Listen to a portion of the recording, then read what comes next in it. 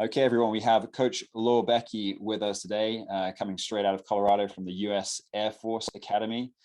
This, I believe, is actually our first military academy that we've had on Connect, and I hope to add a few more in the near future, but it's really going to be a really cool chat to see what are some of the differences and similarities in an institution just like where Coach Lorbiecki works at the moment. So before we go any further, though, with those interesting details, Coach, please go ahead and introduce yourself with a little bit more detail and tell us about kind of what you got going on there.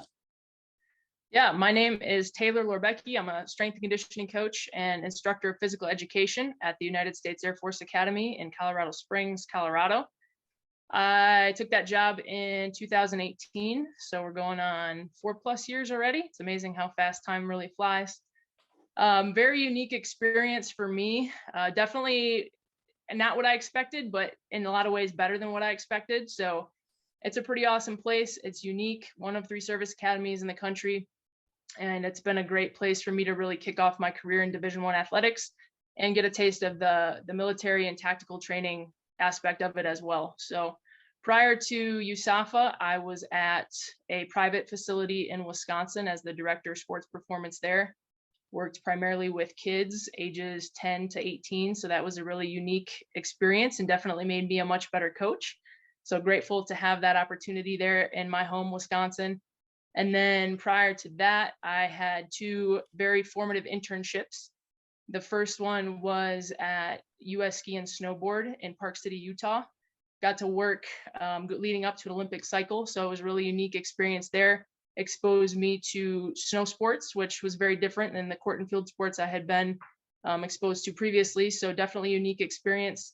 Gave me an interesting idea, interesting insight on human performance and the high performance environment. So very interesting experience there. Met a lot of really great people. It allowed me to sit for my SCCC, the CSCCA certification. So that's something that we're going to obviously offer with our internship here at Air Force, but really awesome experience for me. And then prior to that, I did a year internship with Exos, which is also a private sports performance company. Their location out in Raleigh, North Carolina. And that was also an awesome experience. Got to work with kids, got to work with professional football players, got to work with hockey guys. It was really a great experience. Exposed me to a lot of different sports and met some awesome people there as well. Yeah, that's great. That's awesome. I didn't realize you'd been really exposed to almost the full range. You know, you've got the collegiate sector, the private, the pro, almost the Olympic side of things at Park City in Olympic cycles. And one thing I'd say is, like, tip my hat to anyone who works with youth athletes and training young kids. I mean, that's like that just puts a whole nother layer on, you know, trying to train in creative ways and being like super economical with the words you're using and making sure you're tight on your cueing and stuff like that. So yeah, that's cool. Absolutely. Experience. If you can teach a 8, 9, 10-year-old kid to hip hinge, you can coach anybody to do anything. So true. No truer word has been spoken. No, that's great. That's really good. And you mentioned as well, obviously working with those snow sports is very different to what you've been exposed to before. I was recently looking on USAFA's website as well, especially on the athletic department, about the sports that you have at the academy. And there are a couple there that I think are a bit more nuanced compared to many other NCAA institutions. You know, you got rifle, boxing, fencing and stuff like that. And I think you have almost 30 sports, 20, somewhere between 26 to 30. Yeah, we have 26 intercollegiate Division I sports. We compete primarily in the Mountain West, but we have a couple sports that are in affiliate conferences, other conferences. So yeah, definitely. I actually am the primary strength and conditioning coach for fencing and rifle. So 2 cool. Teams. Again, I had no idea what I was getting myself into with those teams. So we run the full gamut of what you can get from a traditional university setting in terms of the sports that we offer. So lots of great opportunities to get involved with things that you maybe have no experience with, or maybe something you're interested in, but there's not a lot of opportunities to get involved with that sport. Mm-hmm. Yeah, 100%. And you mentioned some of your most like formative years and the internships you have had were really crucial in your development and your outlook and growth in the field. So in terms of what you guys are offering at the Air Force Academy, what are the typical expectations and daily regimens for young coaches when they're out there in Colorado with you? So we have a unique schedule because we are a service academy, and obviously the military, they're there to be future officers in our United States Air and Space Force. So that is job number one. And then they are students, that's job number two. And then they are athletes, that's job number three. So it's even on a bigger level than most universities where obviously student athlete, these are cadet athletes. So the schedule is definitely unique. We are there primarily 5 days a week, sometimes weekends, depending on where we're at. The day will start between 5:30 and 9 o'clock in the morning, just depending on what teams coaches have in particular or what other morning responsibilities they have. And the day typically ends between about 5 and 6 p.m. AM responsibilities, like I said, we'll have teams typically between 5:30 and 8:30. Those teams have to be done by that 8:30, 9 o'clock time frame because they have a very rigorous academic schedule and they have to take classes at certain times. So it presents some challenges for us from a scheduling standpoint, but those morning teams will train in that block of time. And then there's physical education classes that we also teach as strength and conditioning coaches. So there is potential for our internship candidates to integrate themselves into the physical education curriculum and get some Division I level teaching experience as well. So really a unique opportunity, something that I don't think a lot of other universities offer. And it is physical education is a core pillar of their graduation requirements. So it's a valued component, and it actually is it's something that I really enjoy as a strength and conditioning coach, because it just makes me better, right? Teaching is coaching, coaching is teaching, and it provides us the opportunity to work with a different population of non-athletes.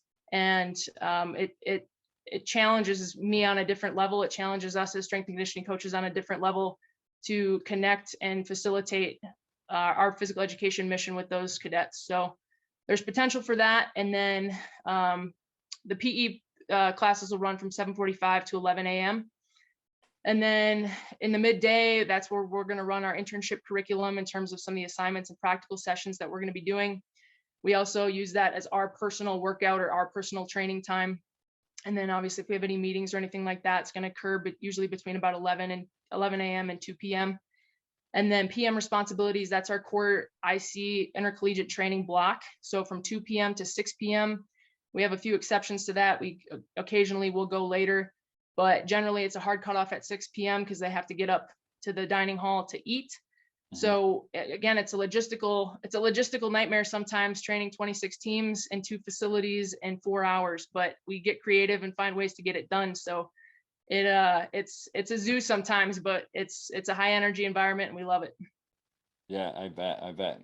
Super structured, I'm sure. And yeah, like you say, lots of logistical requirements that are not necessarily driven by the NCAA. You know, it's not necessarily like the 8-hour and 21-hour off-season, in-season. You know, as simple as that. There's much more to it, as you say, with these, you know, 18 to 22, 23-year-olds having those four main jobs, or 3 or 4 main jobs during the day in terms of being a budding service member, an athlete and a student at the same time. You know, that's a big strain, but that's really interesting to hear those differences and similarities across typical institutions versus service academies as well. In terms of, you touched on it a little bit there, in terms of what you're doing in the middle of the day with developing intern coaches. Can you touch a little bit more on that side of things, your curriculum, what you've maybe done in the past, and also what you're hoping to do in the future? So with our internship curriculum, we're trying to provide a robust experience doesn't have an emphasis on the academic side of things. We want to provide an experience that's going to get coaches, young coaches, interns, candidates ready to go on to the next thing, whether that be taking a GA position or whether that be taking a full-time position. Speaking from personal experience, my internship with US Ski and Snowboard was my catapult into a full-time job. So I don't have a master's degree. I never did a GA, which is unusual. So it's because I had such great internship programs with curriculums that were less academic based and more, hey, you're going to be a strength and conditioning coach or a person, you know, somebody who's going to be involved in high performance and human performance. So that's the direction we want to take it. we're going to have a couple components there. We're going to have a personal development piece. We're going to have facility operations. We're going to have a programming component, and then practical sessions, and then obviously hands-on coaching experience. So what sets this program apart is the programming and practicals are going to be assignment based. So paper and pen projects we're turning in. And then some of the practicals and obviously the hands-on coaching experience are going to be where intern candidates are on the floor with us, either coaching us through things or coaching a small group of athletes through things, or having the ability to coach actual teams through training blocks or the entire training session for the day. So really trying to make it a hands-on, very applied. The goal is at the end of the internship, each candidate's going to walk out with a portfolio, basically a binder of everything that they did. And that's going to be a great conversation starter. As you're in an interview, you can say, hey, look at all these things that I've already done. These are real life things that real life strength coaches and human performance professionals are expected to do. And you're getting this experience without having a full-time position. So really trying to make that curriculum about the intern and about the candidate and about their development. Yeah, I love that. It's very, very clear. You have a clear process from start to finish. And like you say, our role as internship coordinators is to like heavily invest in this next generation of performance professionals and make sure that, if we have somebody who is associated with our school or associated with our name as individual coaches, we want to make sure that they are prepared to apply for a job and they're going to do a good job of applying for that job. And I think, just as you said, by having a portfolio, it not only shows that potential next employer that they're a serious candidate and they know what they're talking about, but it shows that they have been well prepared to take that next step, because we can have all the organic conversations we want with them and say, be on the floor, listen to what I'm saying, assist where you can, all these kinds of things. But until they actually turn that back around, just like you guys are doing, and they coach the full-time staff, they lead a session, it's just theory until that time that it's applied. So I think it's great to see that clear process that you have of laying the groundwork, but then making sure the application is there, so that the first time that they run a session in a large group is not when they step into a GA role. They've done it, they've had experience doing it, they know what it feels like, and so they can talk to that as well. So that's great. Absolutely. And because our environment is so unique, we get thrown curveballs more than, and I'll say it hands down, more than any other place. The Service Academy provides some unique challenges, and being able to adjust on the fly and make the right decisions in the moment. And those are things that they're going to get to experience the day one when they get there. And if you can do it in our space, in our environment, you can do it anywhere. And I'll hands down stand by that. Absolutely. Well, in terms of, these new candidates that you're looking to bring in on base, what are the kind of characteristics or skill sets that you're looking for in these individuals? Yeah, it's a great question. I think there's a lot of answers to that question, but we like to start here. So our 3 core values for the United States Air Force, for the United States Air Force Academy, are integrity, service before self, and excellence in all we do. So those 3 values are always at the forefront of how we operate. We have 3 kind of more specific values that we have put together as a strength and conditioning staff, and those are to connect, impact, and grow. So connect, obviously, the world is about building relationships, right? Being successful, you can't be successful alone, especially in strength conditioning, human performance. It's all about building relationships with your athletes, building relationships with your sport coaches, your support staff, your administrators. In our case, we have to even bridge that gap, being civilians and developing relationships with military, active duty military folks. So it is all about creating connections, and that is something that we obviously value very much. Impact, we want to create a positive impact across as many mission elements as we can. So for example, as strength and conditioning coaches, we obviously, our number 1 goal is to impact our athletes in a positive way, but we are also taking that value of impact and we're putting it into the physical education program. We're putting it into running physical training for basic cadet training in the summer. We're taking that and we're trying to impact all those different elements of our organization so that we're growing together stronger as one. And then obviously growth, you have to be both able and willing to grow, right? So we hear the buzzword of growth mindset. It's one thing to be able to grow, but you also have to be willing to do it. And that's where some people don't make the cut, right? So another piece that we look at is adversities and opportunity. And those, I think, are really big pieces that tie in together of what it really means to have a growth mindset. So those are things that we definitely look for. In terms of incoming interns, character is going to be important. Are you authentic? Are you trustworthy? Do you have a good work ethic? That's the foundation of what we do. That's what we expect of ourselves. That's what we expect of our athletes. We're going to expect that of our incoming interns as well. And then competence. Do they have knowledge, skills, and abilities?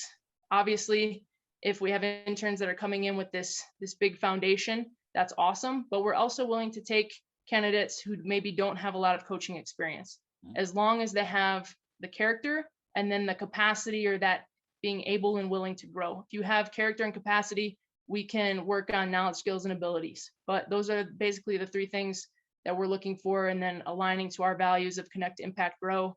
And then obviously as a vision to integrity, service before self, and excellence in all we do, with the Air Force and USAFA's core values. I love it. Love it. Clear intentions, clear vision, clear mission, like straight from the get-go.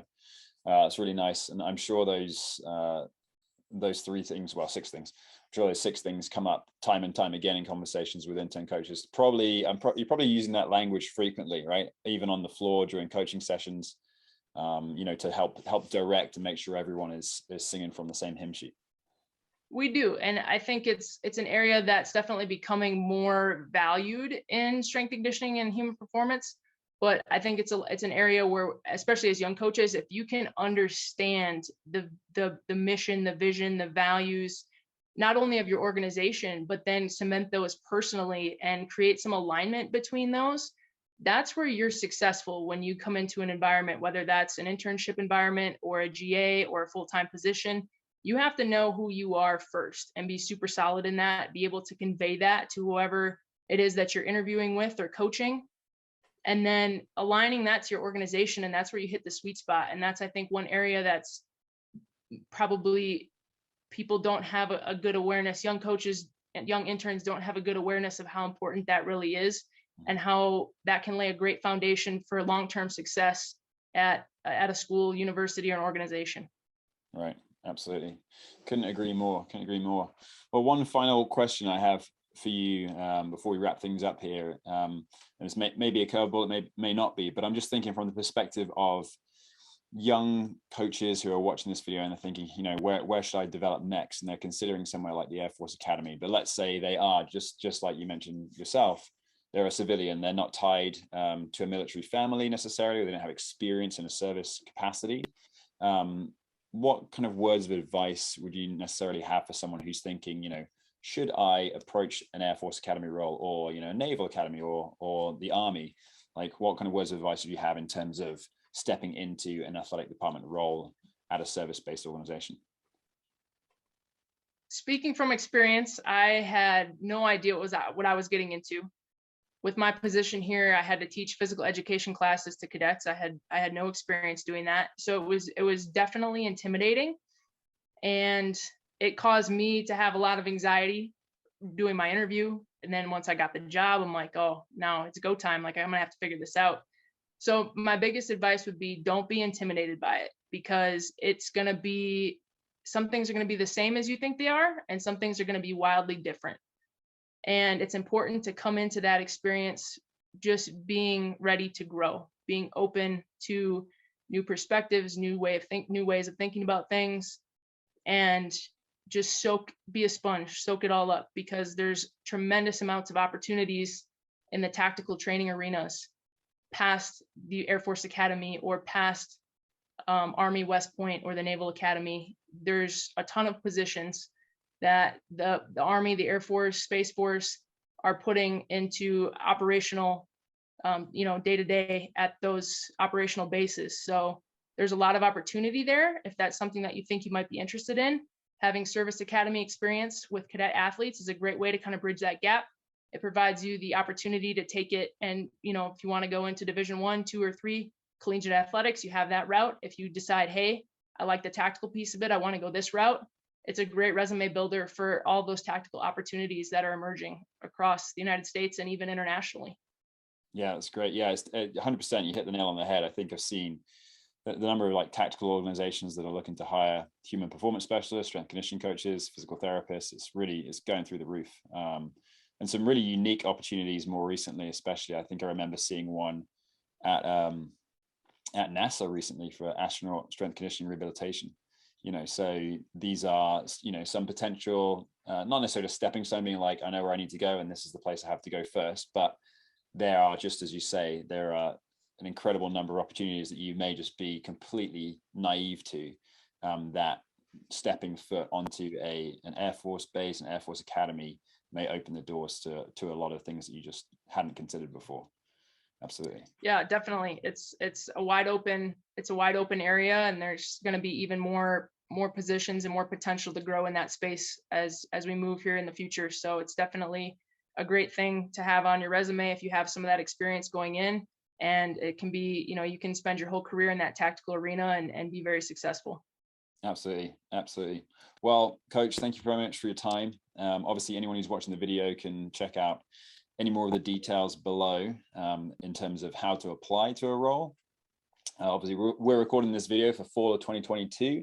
Looks like Air Force is really revamping their internship curriculum and their program there, hoping to make it as robust as possible. So I'm excited to see the successes that you guys have and hear the stories about intern coaches developing through the Air Force Academy.